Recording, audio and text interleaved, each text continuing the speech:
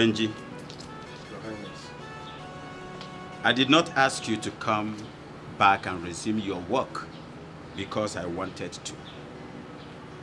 But it's because I am expected to, especially now that a particular opportunity presented itself.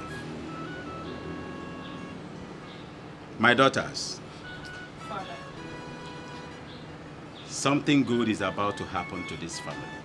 And there is something I've been keeping away from all of you for quite some time now. I think it's the right time to let the cats out of the bag. You all know popular Igwe Ohazurike of Imam Kingdom. yes, Father. Good. I love him. His second son, Ifeanyi Chukwu, is about to choose a bride. Wow. But again, he must choose the bride from the royal line. Yeah. Automatically, that means the royal family must be favored.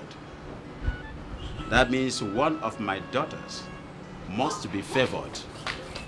You don't mean it. Father. Good. Thank God that you're here. So, I deemed it wise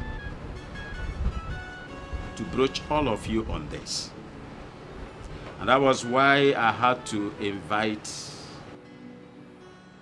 Benjamin. Because that marriage must be consummated in one condition.